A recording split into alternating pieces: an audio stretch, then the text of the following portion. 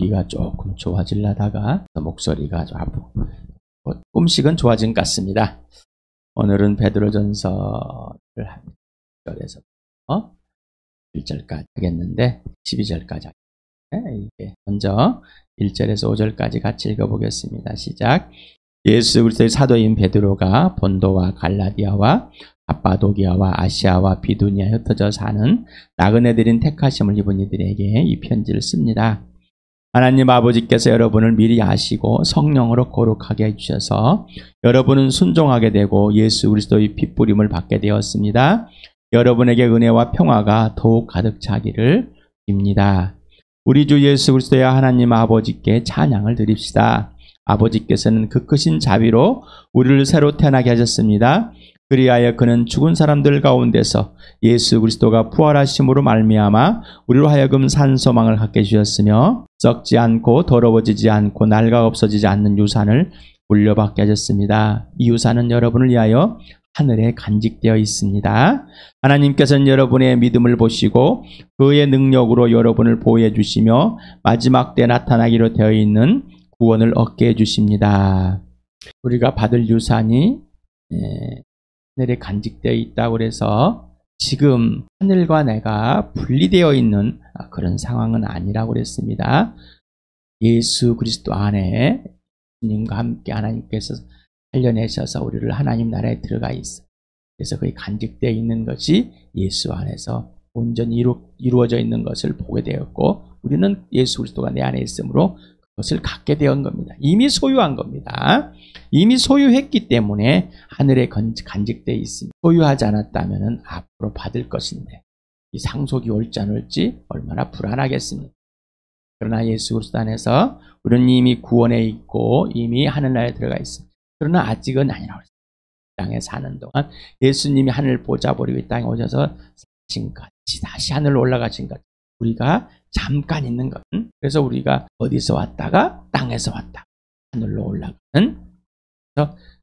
그래서 예수같이 하늘에 간직되어 있으니까 하늘에서 왔다가 하늘로 가나. 이미 우리는 하나님의 나라에 들어가 있지만 아직 남아있다 표현한다고들 했습니다. 6절에서부터 같이 읽겠습니다. 시작.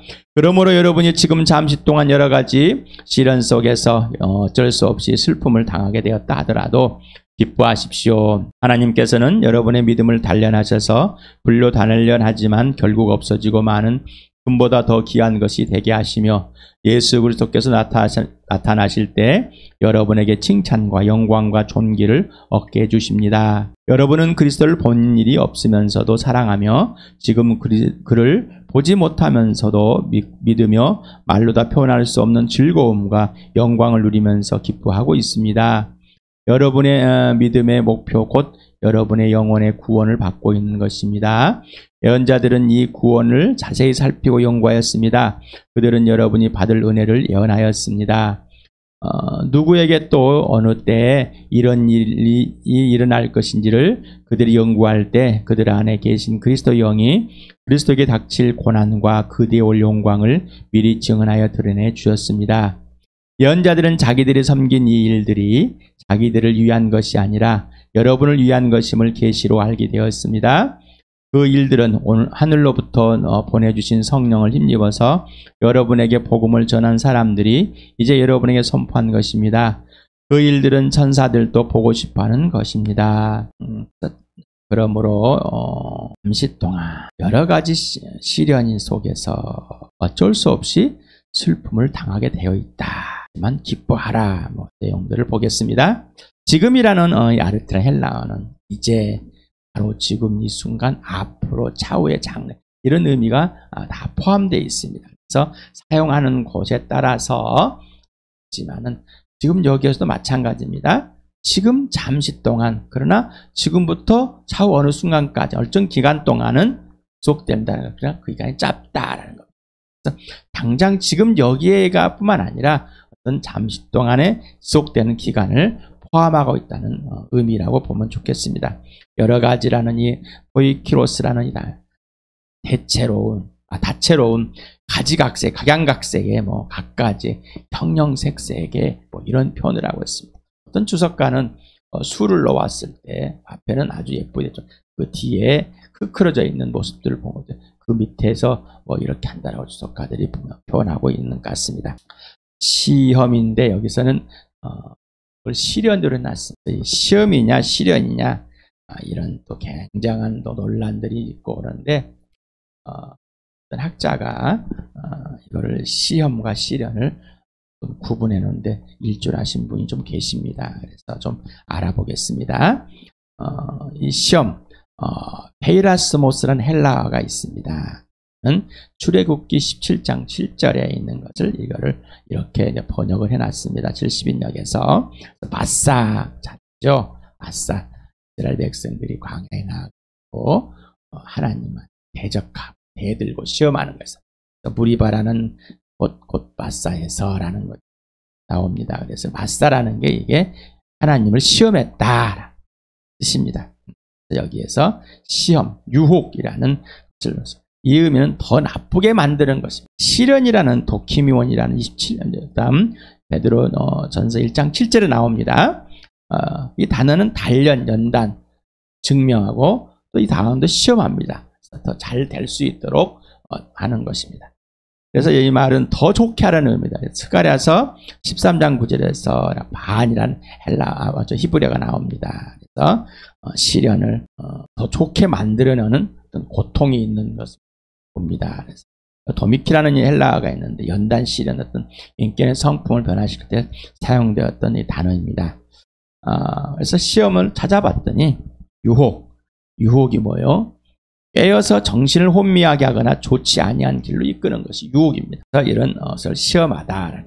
시련, 연단은 뭐냐면 겪기 어려운 단련이나 고비, 의지나 사람됨을 시험하여 봅니다. 그래서 의지나 사람됨을 시험하여 본다고 해서 이게 또 시험이라는 언어로 표현되었는데 어떻게 어떤 것을 표현할까?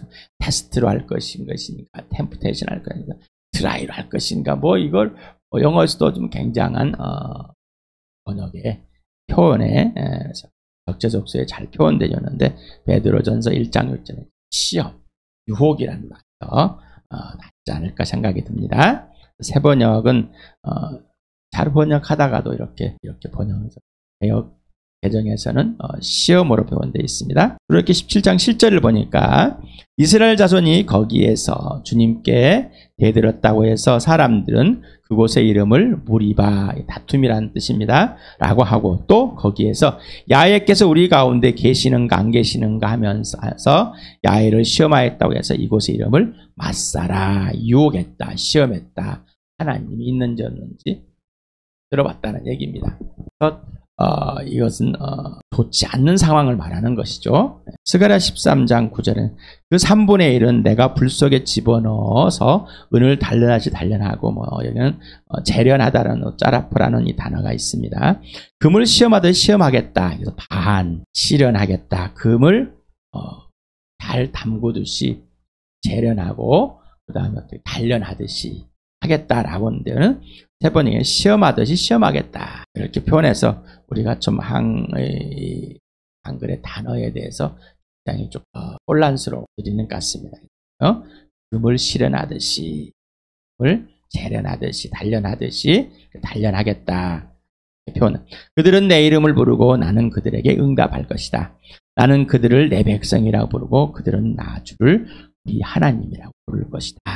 라고 보냈었습니다. 예레미야 20장 12절에 만군에 하여 주님은 의로운 사람을 시험하시고 여기서는 사람들에게 흔들어 보는 거 모르면서 하나님께서 우리에게 테스트를 해가지고 의로운 사람을 의로운 사람 하나님께 옳다고 인정이 되는 사람들을 어떻게 해요? 더 정렬하게끔 더 단단하게끔 해주신다는 의미입니다. 그래서 생각과 마음을 감찰하시는 분, 이 마음이 흔들리지 않도록 하나님을 향한 마음을 흔들리지 않도록 계속해서 그를 단련시켜주는 내용입니다. 그런 내용인데 이거를 시험해가지고 몇 점 맞을까 이런 것이 아닙니다. 우리를 유혹해 좋지 않게끔 만들려는 그런 의도가 아니십니다. 그러니 이 시험이란 이 우리나라의 말의 다름이 어떻게 표현할 시련, 단련이란 의로운 사람 단련하시고 그래서 생각과 마음을 감찰하십니다. 한번 좀 좋죠. 내 억울한 사정을 주님께 아뢰었으니 주님께서 그들에게 내 원수를 갚아주십니다. 내가 그것을 보기를 원합니다. 자, 뭔가 어려운 상황에 처해 있습니다. 지금 그때 에레미야가 내 마음을 좀 흔들어 보셔서 하나님 앞에 더 단련되어서 정직하고 내 마음을 감찰하시고 내 마음을 생각을 다 밝혀내셔가지고 저를 좀 뭐라고 하나님을 향해 더 무릎을 꿇게 해주십시오. 그러면서 하나님 아버지께 솔직한 자기의 표현들을 할 수 있는 사람, 하나님 앞에 벌거숭이로 있는 사람, 에레미야의 그런 모습을 보여준 것 같습니다. 슬프다라는 능동틀에서 든 고통과 스스로 내가 일으키는 대상, 내가 주체가 되고 수동태였을 때 내가 그걸 당하는 사람의 의미를 갖고 있답니다. 그래서 근심하다, 비탄에 빠지다, 잠기다 이런 내용을 갖고 있는 리페어라는 단어인데 여기에는 단순 과거, 제일 부정과거, 분사, 수동태로 써 있어서 과거의 슬픔을 이미 경험했습니다. 어떤 슬픔이 있는지 우리는 알고 있죠. 어떻게 슬픔인지, 어떤 근심이 있는 것인지, 그거를 지금도 여전히 알고 있는 것. 왜? 그것이 어떤 것인지를 경험했기 때문에 그걸 이야기하고 있는 내용 같습니다. 그래서 이렇게 부정과거, 제일 수동태, 그래서 분사 수동태를 썼다고 합니다. 하여간에 근심이라는 이 단어를 보면은 해결되지 않은 일 때문에 속을 태우거나 우울해하는 것이다. 슬픔이라는 이 단어는 슬픈 마음이나 느낌을 말하는 걱정, 안심이 되지 않아 속을 태움으로 해서 우리는 슬프다 할 때 근심하면 슬프진 않아요. 나 근심은 되는데 난 슬프진 않아요 하는 사람이 있습니다. 어떤 것이 해결되지 않아서 발생. 그것도 우울한 상태입니다. 우울한 상황, 애로운 상황이죠. 하나님과 관계가 없는 상황. 이 사람은 슬픈 사람입니다. 그래서 우리는 찬성 가운데 슬픈 마음 있는 사람, 근심, 걱정, 외로운 사람, 마음에 지금 뭔가 불안하고 해결되지 않는 것 때문에, 외적인 환경 때문에 굉장히 지금 슬퍼 있는 사람을 말하는 마음의 상황. 또한 죄를 범죄함으로 또 슬퍼한 사람. 근심과 걱정은 슬프다. 슬픈 사람은 근심과 걱정이 있는 것이다. 이렇게 잘 표현하시길 바랍니다. 잘 또 인지하시길 바랍니다. 근심해요. 왜 걱정 많아요? 근심은 한데 슬프진 않아요. 하나님께서는 배우도 생각 밝히셔서 우리를 알려주지만 우리는 스스로가 또 재단을 하고 분리를 해놓은 것 같습니다. 근심하는 사람은 슬픈 사람이다. 슬픈 사람은 근심하고 걱정하고 있는 사람이다. 기뻐하다. 기뻐하다. 아갈리아어라는 헬라어 단어인데 율법 현재 중간틀에 쓰여 있어서 하나님과의 전인격인 관계할 질서 곧 사기만의 지금 여기에서 기뻐하는 것이다 라는 겁니다. 내 스스로 기쁨을 발동해내는 것이 아니라 예수 그리스도의 기쁨이 내 안에서 이루어지는 것. 그래서 그 기쁨을 예수 그리스도의 부활로 증거된 산소망의 능력에 믿음을 무너뜨리려 하는 유혹은 또 시험은 믿는 자에게 반드시 있어야만 하는 것이다. 그 슬픔, 근심, 걱정이 당연하게 발생하지만 이 땅에서는 근심, 슬픔이 발생한다고요? 안 발생한다고? 발생한다고요. 안 발생하는 것이 이상한 거예요. 그것이 발생하고 느껴지는 것은 당연한 것입니다. 우리가 그러한 슬픔과 애로움과 근심, 걱정을 느끼는 것은 당연한 겁니다. 나는 그거 안 느껴. 그 사람 이상한 사람입니다. 자, 거기에 머물러 있는 것이 아니야. 거기에 거주하는 것이 아니야. 그런 걸 느끼지만은 예수 그리스도 안에서 느끼는. 여러분에게 넘어질 때 누구 품에서 넘어지라고 그랬어요? 예수님 품에서. 넘어질 때 팍 넘어지라고 그랬어요. 그래야 넘어진 걸 알죠. 예수님 품에서. 그래서 이제 예수님 품에서 느꼈지만은 이제 예수 그리스도 안에 들어가는 것이죠. 그래서 이 모든 것을 다 갖고 다 하려는 거예요. 너무 아파요. 에레미야가 너무 아파요. 힘들어요.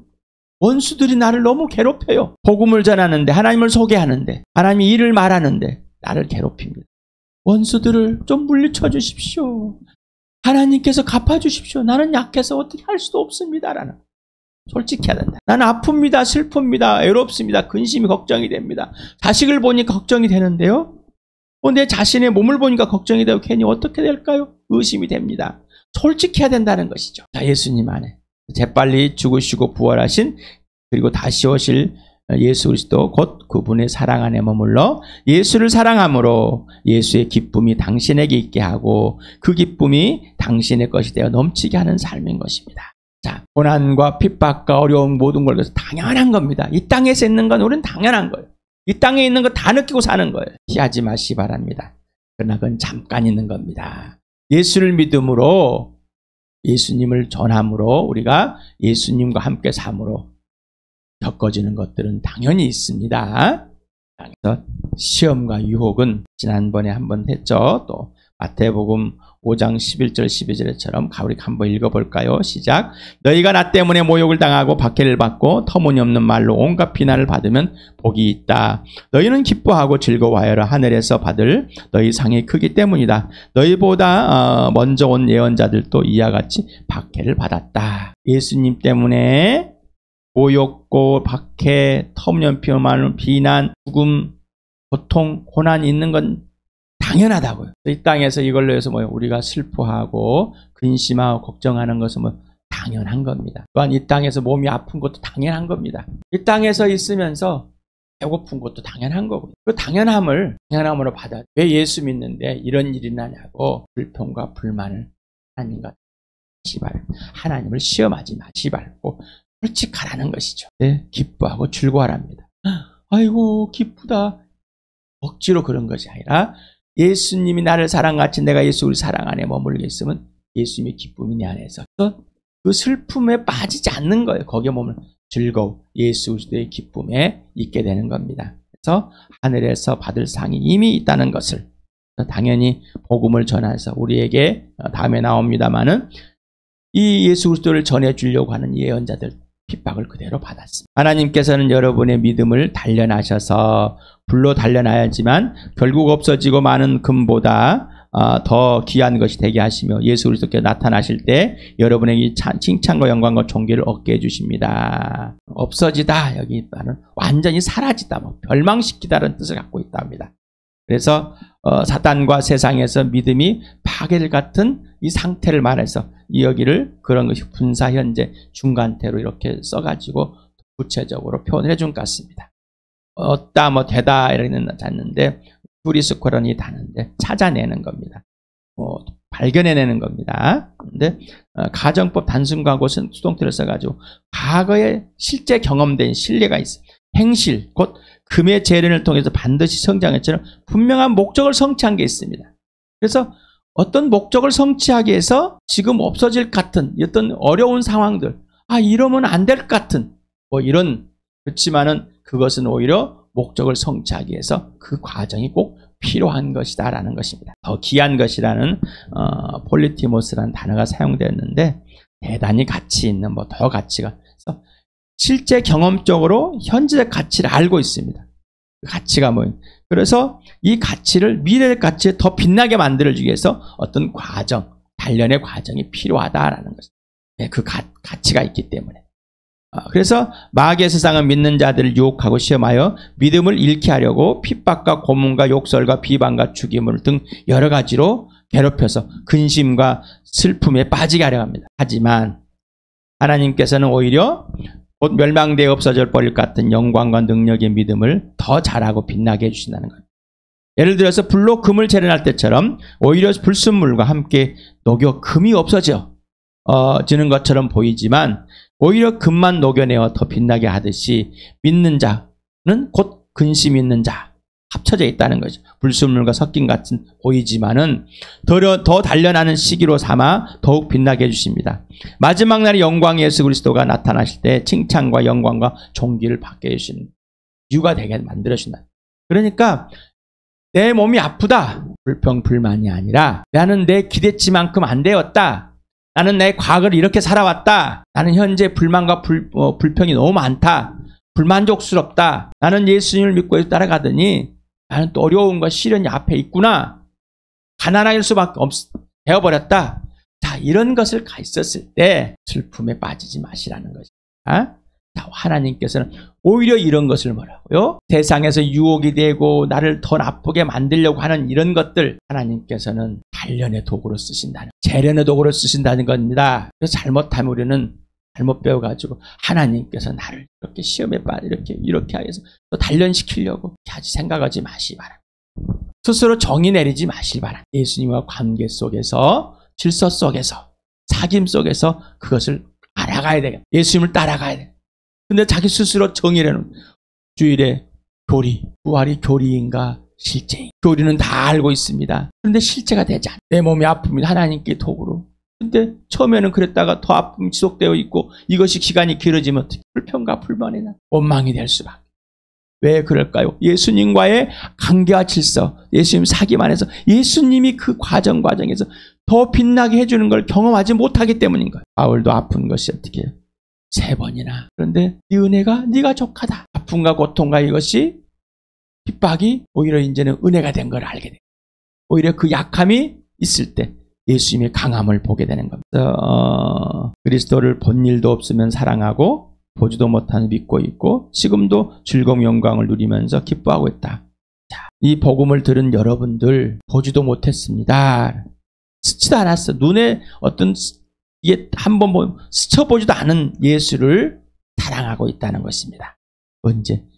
예수 믿을 때부터 지금까지. 그래서 무조건 변함없이 끝없이 예수를 사랑하고 있는 상태를 말하고 있습니다. 그리고 자, 이제는 어떤 눈으로 확인되지도 못했습니다. 그런데 뭐예요? 지금 믿고 있습니다. 자, 우리는 보지도 않는데 믿고 있습니다. 예수를 믿는 분들 계속해서 예수님을 신뢰하고 있는 거예요. 여러분은 어떻습니까? 자, 여러분 그래서 좀 베드로가 지금 튀르키예 지역에 있는 곳에 편지를 보내면서 여러분은 지금까지 이렇게 왔어. 근데 앞으로 지금 일어날 일이 있을 거야. 정말로 그때 지금처럼 이러고 우리 즐거워하자는 거예요. 지금처럼 지금 편안할 때나 그런 것이 올 때나 동일하게 하자. 대신에 항상 준비하자. 항상 준비하고 우리가 이미 경험되어진 것들 있잖아. 슬픔의 경험. 그것들은 항상 지금도 똑같은 것이지 똑같이 예수 그리스도 안에서 항상 기뻐하고 즐거웠게 만들어진 것처럼 앞으로도 예수 그리스도 안에서 즐거움과 기쁨을 이루지 말자. 춤을 춰보자. 주저앉지 말자는 얘기입니다. 당신은 예수 그리스도를 과거에 스치지 않았고 눈으로 확인하지도 않았지만 복음을 전해 듣고 믿을 때부터 지금까지 개인적이고 실제적으로 예수 그리스도를 믿어왔고 사랑해왔으며 지금 여기에서도 믿고 사랑과 곧 관계 질서가 온전함으로 항상 기뻐하고 춤추하고 있는 상태로만 되어 있습니다. 질문하겠습니다. 당신은 오직 예수로만 행복한가? 당신은 오직 믿은 후 개인적이고 실제적이고 지속적으로 신뢰와 사랑과 순종의 관계와 질서를 이루고 있는가? 당신은 오직 예수 자체만을 기뻐하는가? 여러분 어떻습니까? 어떻습니까? 지금 이 상황에서 이 상태로만 되어 있으니까 지금 예수만 전부가 되십니까? 예수를 믿는 것은 이겁니다. 믿음의 목표는 곧 영원 구원이 맞습니다. 목표는 끝은 우리가 영원히 구원될. 그래서 베드로전서 2장 빌립보서 2장 12절에 예수 그리스도를 믿은 그 자체로 구원에 이리까지 순종하라는 바울이 있을 때는 없을 때나 하나님께서 그걸 기뻐하는 염원으로 주셔서 항상 우리와 활동하면서 그것을 계속해서 실천하게 해주신다는 것입니다. 데살로니가후서 2장 13절에 주님의 사랑을 받는 형제자매 여러분, 우리는 여러분의 일로 언제나 하나님께 감사하지 않을 수 없습니다. 하나님께는 여러분을 성령으로 거룩하게 하시고 진리를 믿게 하여 구원에 이르게 하시려고 처음부터 여러분을 택하여 주셨기 때문입니다. 우리가 궁극적인 목표는 천국에 들어가는 거 맞는 거죠. 그런데 아까 이미 천국에 들어와 있기 때문에 들어가는 것이죠. 예언자들이 이제 이렇게 우리의 구원을 위해서 살폈습니다. 예언자라는 걸 잘 알고 있죠. 영어 프로핏이라는, 그래서 헬라어 프로페테스라는 이 단어입니다. 여기에서 프로핏이 유래됐다고 합니다.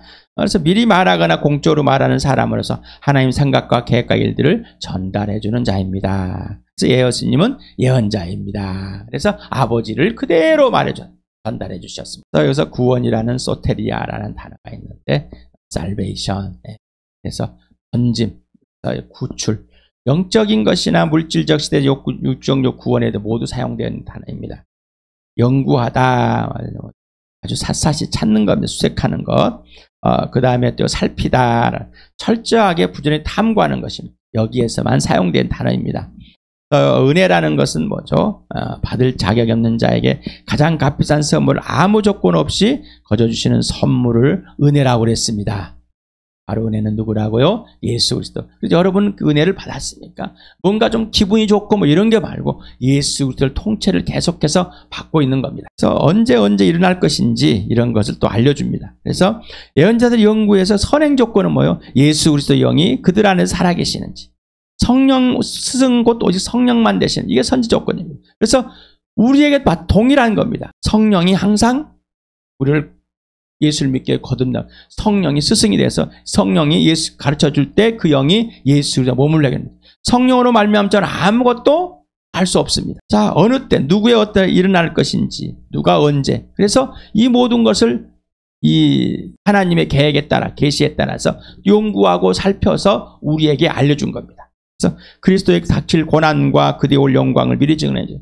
그래서 특히 이사야 53장을 그 예수님의 죽으심 맞고 터지고 고난받고 죽고 부활하는 이 모든 것을 전부 다 나타냈습니다. 예언자들은 이 섬긴 것이 우리를 위했습니다. 그래서 자기 스스로 찾아내고 발견한 것이 아니라 하나님의 계시 곧 알려주신 것만 알고 증언했습니다. 하나님의 아들 예수 그리스도는 아버지가 하라는 행동과 하라는 말만 했다고 그랬죠. 복음서를 꼭 읽어보시기 바랍니다. 특히 요한복음서 읽어보면은 계속 예수가 주인이면 예수가 하라는 대로 합니다.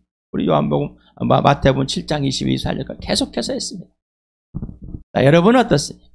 저는 어떻습니까? 예수님이 가르쳐주고 성령이 가르쳐준 것 외에는 내가 알 수가 없습니다. 정보나 지식으로는 내가 안다는 것이 아니라 이거는 실제적인 예수 그리스도의 경험에서 관계, 사귐에서만 아는 겁니다. 그리고 그게 실제가 돼야 됩니다. 남의 거 빌려와서 정보를 와서 전달해 줄 수는 있습니다. 내가 여러분에게 예수를 전하는 것은 전해받은 그 예수, 내 안에 살아계신 예수를 전하는 것이지 뭔가 배워서 전하는 거나 모두가 다 똑같습니다. 성경을 기록해 놓은 지금 베드로가 이 베드로 전서를 기록해 놓은 이 상황도 자기가 뭔가 알아서가 아니라 예수님이 알려주셨기 때문에 성령이 알려주셨기 때문에 하는 겁니다. 그리스도의 영, 성령. 예언자들은 자신들이 아닌 우리를 위해서 계시해 주신 그대로 영과에 증언해 주었습니다. 사도들은 예수 그리스도를 나타내심을 죽으심과 부활로 예수를 알고 증거해 줬습니다. 이 모든 사실을 천사들도 보고 싶어 했습니다. 다시 말하면 천사들은 모른다는 겁니다. 근데 어찌 천사들은 누구를 섬기로 만들었어요? 사람을 섬기로. 그런 천사들 자기보다 높게. 그래서 마귀를 우리를 섬기라고 만들었는데 우리의 주인 되어버렸어요. 아비가 되어버렸어. 뭔가 틀려도 한참 틀려. 천사 숭배하려고. 천사는 더 존귀하려고. 나보다 높다. 아니요. 하나님께서는 만들 때 질서를 있게 만들었어요. 천사는 우리를 믿는 자들을 위해서 만들었습니다. 여러분이 사도들이 전해준 이 복음을 전해받고 드리고 있으니까 여러분이 스스로 예수를 알았습니다. 히브리서를 보니까 이렇게 써 있습니다. 하나님께서 옛날에는 예언자를 통하여 여러 번에 걸쳐서 여러 가지 방법으로 우리 조상들이 말씀하셨으나 이 마지막 날은 아들을 통하여 우리에게 말씀하셨습니다. 하나님께서는 아들을 만물의 산속자로 세우셨습니다. 그들을 통하여 온 세상을 지으신 것입니다. 그는 하나님의 영광의 광채시오 하나님의 본체대로의 모습이십니다. 그는 자기의 능력이 있는 말씀으로 만물을 보존하신 분이십니다. 그는 죄를 깨끗하게 하시고서 높은 곳에서 계신 존엄하신 분의 오른쪽에 앉으셨습니다. 자, 예수 그리스도가 이 땅에 오셨고 저 예언자를 통해서 그 다음에 이제는 아들을 통해서 분명하게 히브리서도 이렇게 말하고 우리가 로마서 수없이 봤었죠. 자, 바울은 이렇게 몇 문장으로 이렇게 정의를 해놨습니다. 같이 읽어봅시다. 시작. 이 복음은 하나님께서 예언자를 통하여 성경에 미리 약속하신 것으로 그의 아들을 두고 하신 말씀입니다. 이 아들은 육신으로는 다윗의 후손으로 태어나셨으며 성령으로는 죽은 사람들 가운데 부활하심으로 나타나신 권능으로 하나님의 아들로 확정되신 분입니다. 그는 곧 우리 주 예수 그리스도이십니다. 우리는 그를 통하여 은혜를 입어 사도의 직분을 받았습니다. 그것은 우리가 그 이름을 전하여 모든 민족이 믿고 순종하게 하려는 것입니다. 자, 그래서 예언자를 통해서 미리 말하신 예수, 죽으시고 부활하셔서 하나님 아들 되신 예수, 어떤 고난을 받고 언제 누구에게 어느 때 일어나야 될 것인지 곧 예수 그리스도를 계시한. 그래서 구약은 구속사적으로 예수 그리스도를 증명한 것이다. 그래서 이 예수 그리스도의 하나님께서 예수님을 죽은 사람들 가운데 살려셔서 부활을 보여주고 우리를 다시 죽은 자가 살아서 거듭나게 하셔서 우리에게 유산을 주시고 그 믿음의 능력을 보시고 우리에게 마지막 하늘에 간직되어 있는 것을 예수님 오실 때 진짜로 알게 해주신다는 것입니다. 그리고 지금도 그것을 예수 알고 있다는 것입니다. 알고 있는 것을 알게 하시고, 그래서 예수 나타날 때 우리가 예수님께 칭찬과 영광과 존귀를 받게 하시라는 것입니다. 이 모든 것은 예언을 통해서 예수를 통해 예수를 알려줬고, 그 예수님이 죽으시고 부활함을 보여줘서 우리에게 기쁨이 된 그 사실들을 알려줬습니다. 그래서 바울이 전해받은 것을 전해요. 성경을 통해서 성경대로 오셔서 성경대로 죽으시고 성경대로 부활했다. 여러분, 성경에 있는 그 예수, 그리고 지금 살아계신 예수, 동일한 예수, 그리고 전해받은 예수, 동일한 예수가 되길 바랍니다.